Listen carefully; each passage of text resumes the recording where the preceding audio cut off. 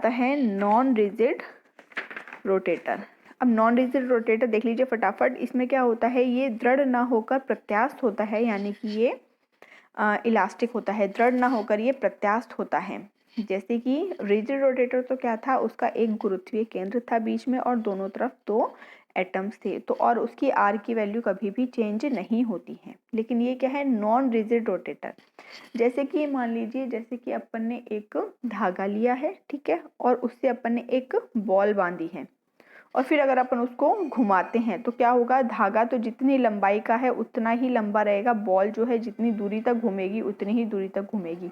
लेकिन अगर अपन, चलिए ऐसे मान लीजिए दो बॉल ली है अपन ने और उसको धागे से बांध दिया है, एक धागे से बांध दिया है दोनों बॉल को, एक बॉल अपने हाथ में है और दूसरी बॉल को अपन उस धागे के सापेक्ष अपन घुमा रहे, एक बॉल अपन ने पकड़ रखी है और उसे घुमा रहे हैं, ठीक है, दूसरी बॉल क्या हो रही है, जितना धागा है उतनी लंबी दूरी पर दूसरी बॉल घूम रही है। तो ये तो होता है अपना रिजिड रोटेटर। और नॉन रिजिड रोटेटर क्या होता है, अपन ने दो बॉल ली है और दोनों को अपन ने क्या कर दिया है, अपन ने दोनों को स्प्रिंग से जोड़ दिया है। अब दोनों को स्प्रिंग से जोड़ने पर क्या होगा, एक बॉल अपने हाथ में है, दूसरी बॉल को अपन घुमा रहे हैं, तो पहले स्प्रिंग क्या होगा, वो स्ट्रेच होगा, ठीक है, यानी कि वो प्रत्यास्थ नहीं होता है, वो वैसा का वैसा नहीं रहता है, वो इलास्टिक होता है, प्रत्यास्थ होता है। तो क्या होगा, दृढ़ न होकर वो प्रत्यास्थ होता है। तो स्प्रिंग से क्या होगा, बॉल पहले कम दूरी पर घूमेगी और धीरे धीरे स्प्रिंग स्ट्रेच होता जाएगा और वो बॉल जो है वो ज़्यादा दूरी जो है वो कवर कर पाएगी। तो ये अंतर होता, ये होता है अपना नॉन रिजिड रोटेटर। तो ये अंतर होता है दोनों में, रिजिड रोटेटर और नॉन रिजिड रोटेटर में। आया आप लोगों को समझ में, दो बॉल ही अपन ने एक बार उसको धागे से बांधा है तो उनके बीच की दूरी हमेशा बराबर रहेगी, और एक बार अपन ने उसे स्प्रिंग से बांधा है जिससे कि क्या होगी, उसकी दूरी घटती बढ़ती रह सकती है, ठीक है। तो ये अपन देखते हैं नॉन रिजिड रोटेटर के अंदर बॉन्ड लेंथ जो है वो परिवर्तनीय होती है, जिसमें आर और बी के मान किस तरीके से निकालते हैं फटाफट इसमें देख लीजिए। ई जे की वैल्यू होती है, उसमें क्या होती है, एच स्क्वायर, खाली फर्स्ट वाला पद होता है ई जे के अंदर, H square upon 8 pi square I J J plus 1। लेकिन ये नॉन रिजिड रोटेटर है, इसलिए इसमें माइनस वाला एक पद और आता है जिसकी वैल्यू होती है minus H square upon 32 pi square I square R square K. फिर आगे आता है जे स्क्वायर जे प्लस 1 का होल स्क्वायर जूल के अंदर निकाला गया है।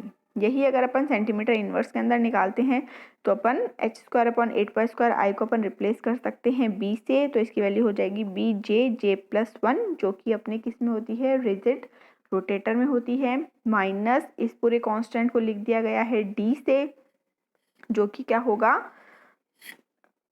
H square upon 32 pi square I square R square K, ठीक है, के यहाँ पर फोर्स कांस्टेंट है, और क्या हो जाएगी, सेंटीमीटर इनवर्स में डी आएगा, जिसको कि सेंट्रीफ्यूगल डिस्ट्रीब्यूशन कांस्टेंट कहते हैं, यानी कि अपकेंद्रीय विरूपण स्थिरांक। यानी कि जैसे जैसे वो स्ट्रेच होता जाएगा, आपकी जो स्प्रिंग है वैसे वैसे उसमें विरूपण आता जाएगा, यानी कि पहले वाली उसकी स्ट्रक्चर से वो स्ट्रक्चर चेंज होती जाएगी, इसलिए इसको बोलते हैं विरूपण स्थिरांक। तो इसके अंदर डी की वैल्यू क्या आती है 16। अब इस फॉर्मूले को अगर अपन जैसे के की वैल्यू रखते हैं फोर्स कांस्टेंट की, तो वो आती है 4 pi square nu minus square C square mu. इसकी वैल्यू अगर अपन रखते हैं तो डी की वैल्यू, यानी कि सेंट्रीफ्यूगल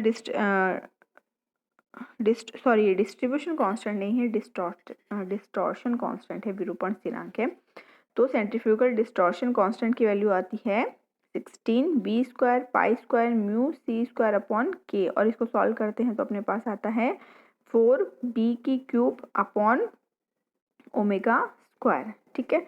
तो इसके लिए सिलेक्शन रूल होता है delta G equal two plus minus 1, वही जो अपने रिजिड रोटेटर के लिए था, और इसमें जो है आपके वैल्यू आती है फ्रीक्वेंसी की 2b जे प्लस 1, जो कि रिजिड रोटेटर में थी। क्योंकि ये नॉन रिजिड रोटेटर है इसलिए इसमें एक माइनस वाला पद भी आएगा, जैसे कि एनर्जी के अंदर आया था, तो इसमें भी आएगा माइनस 4d जे प्लस 1 की होल क्यूब सेंटीमीटर इनवर्स, ठीक है।